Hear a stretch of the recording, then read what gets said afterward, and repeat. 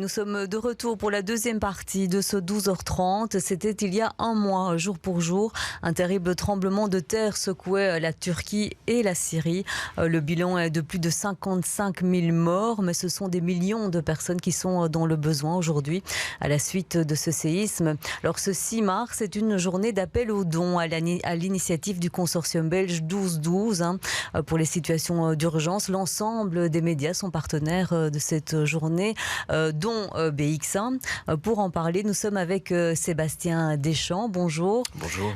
Vous êtes coordinateur humanitaire de Caritas International. Alors, pouvez-vous nous dire quelle est la situation sur place aujourd'hui, un mois après ce séisme ? Alors, la situation après un mois reste encore une situation d'urgence extrême, en fait. Donc, comme vous l'avez dit, on compte plus de 55 000 morts et encore des tas d'autres n'ont pas même été identifiés. Et donc ça veut dire aussi probablement 200 000 personnes blessées ou mutilées ou handicapées, terrorisées tous. Et puis 10 millions de personnes qui sont affectées finalement dans cette zone, qui se retrouvent sans abri, qui ont peur de rentrer chez eux, même si leur logement n'a pas encore été détruit ou n'a pas été détruit. Il y a eu plus d'une centaine de secousses au cours des jours et des semaines qui ont suivi. Donc les gens ont peur, les gens ont froid, les gens ont faim. On est vraiment dans des premiers soins, dans des premiers secours, dans de la protection aussi, en pensant aux personnes qui sont isolées, qui ont perdu leurs proches, à des enfants, des mineurs aussi qui sont perdus. Donc voilà, on est vraiment dans une situation encore de grosse crise humanitaire avec des premiers besoins auxquels nous essayons de répondre. Et vous qui avez l'habitude, via Caritas, à faire face à des situations d'urgence, notamment pour des catastrophes naturelles, mais pas que, est-ce que c'est normal pour ce genre de situation d'être encore dans une situation d'urgence après un mois ? Est-ce qu'on aurait pu faire mieux plus vite ? On peut toujours faire mieux, mais personne n'est jamais préparé à une crise d'une telle ampleur. Alors il faut savoir aussi qu'on est dans une région, et dans plusieurs régions en fait, le territoire qui est impacté finalement par ce séisme est grand comme 3 fois la Belgique, à cheval entre la Turquie, le sud de la Turquie et le nord de la Syrie, et des régions extrêmement complexes à plusieurs égards, et notamment dans le nord-ouest de la Syrie, une région qui est encore en guerre aussi, où les infrastructures ont été détruites pendant une dizaine d'années, où la population est déjà terrorisée, où les infrastructures, où les services publics sont inexistants ou inopérants ou à genoux. Donc on est dans un contexte extrêmement compliqué. Donc le séisme d'une même ampleur surviendrait dans un pays totalement en paix, totalement prospère et totalement... Ça se passerait évidemment différemment. Mais personne n'est à blâmer. Là, on est face à une catastrophe absolument majeure. Et donc, il est normal, oui, il est déplorable si on veut, il est normal qu'on soit encore face à une urgence majeure. Mais si les moyens sont réunis, on peut répondre à ces urgences majeures si les moyens sont réunis. La coordination est en place, la coordination se passe aussi bien que possible dans un contexte vraiment compliqué.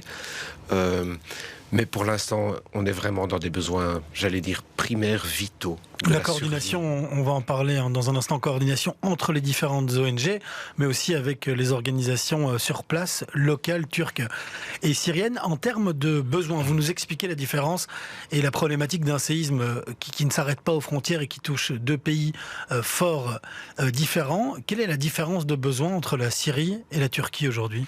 Alors la Turquie a été, en termes de nombre, davantage frappé que la Syrie. L'épicentre, les 2 épicentres, il y a eu 2 séismes consécutifs, sont dans le sud de la Turquie.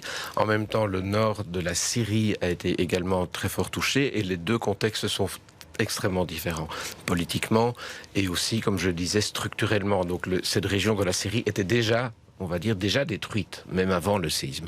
Donc on arrive dans un contexte où l'accès va être plus compliqué pour les secours, pour les ONG nationales même, se déplacer n'est pas nécessairement simple, les ONG internationales n'ont pas nécessairement l'accès aussi facile, donc les 2 contextes sont fort différents. Voilà, maintenant la nature des besoins est la même des 2 côtés, les secours sont toujours au départ locaux, ce sont les acteurs locaux qui sont en première ligne. En fait, ils sont impactés également. Nos partenaires, nos collègues de Caritas Turquie sont à la fois les premiers acteurs.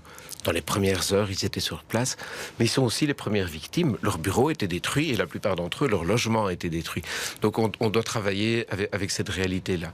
Mais ça, c'est vrai en Turquie, ça, c'est vrai en Syrie. Et en termes d'urgence, parce qu'on est toujours dans l'urgence un mois après, dans quoi partira les dons en premier lieu ?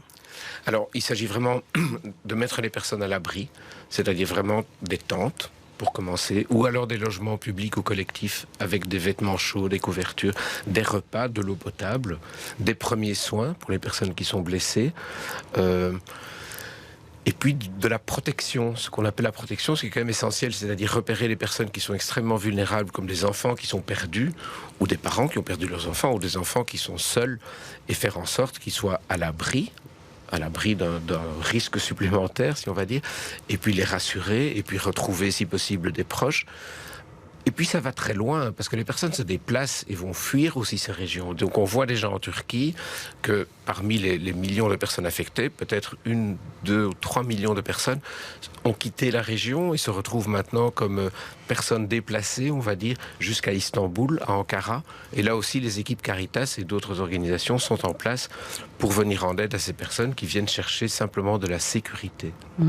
Alors chez nous en Belgique, dès le lendemain du séisme, on peut dire qu'une solidarité s'est vraiment organisée. Il y a eu même beaucoup de dons de vêtements, de médicaments, etc. Donc vous, les ONG, insistez sur le fait que c'est surtout d'argent dont on a besoin, et on a bien compris à quoi va servir cet argent. Très vite, le consortium 12-12 s'est entre guillemets remis en place pour récolter ces dons. Quel argent vous avez déjà récolté jusqu'ici, et qu'est-ce que vous ambitionnez de recevoir en relançant cet appel aux dons aujourd'hui ? Donc en effet, comme vous l'avez dit, il y a une générosité extraordinaire, mais comme très souvent, ça c'est formidable, qui s'est manifesté, et on l'a vu. Des dons en nature aussi, vous l'avez dit, qui ont été récoltés. Ce n'est pas notre manière de procéder. Le lieu, là, c'est à 4000 km d'ici, donc ce sont quand même 4-5 jours et nuits de camions, si on veut y arriver, et si on arrive à y arriver dans les conditions qui sont. Donc notre préférence va évidemment vers plutôt de l'envoi en argent à des partenaires qui sont sur place, et l'essentiel des achats peuvent se faire sur place ou à proximité, ce qui est quand même beaucoup plus rationnel, beaucoup moins cher et beaucoup plus rapide. Donc c'est comme ça qu'on a fonctionné dès le départ.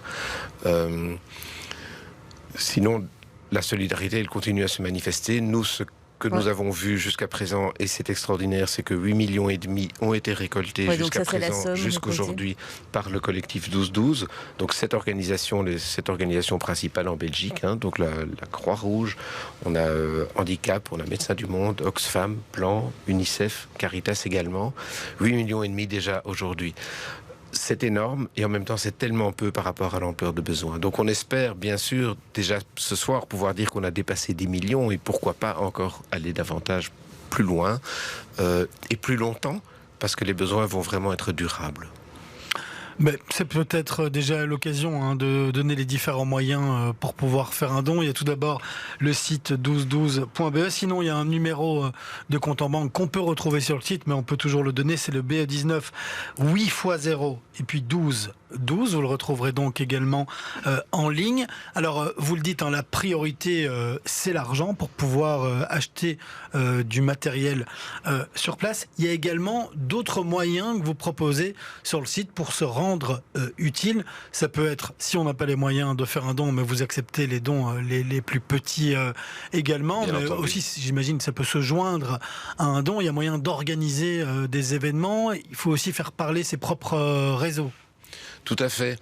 Et on est témoin de petits groupes de personnes qui vont se rassembler autour d'un quartier, autour d'une animation, et puis collecter de l'argent ensemble. Et puis si chacun ne peut pas faire un don très très conséquent, en mettant, comme on dit, les petites rivières ensemble, on peut arriver à une somme qui est tout de même...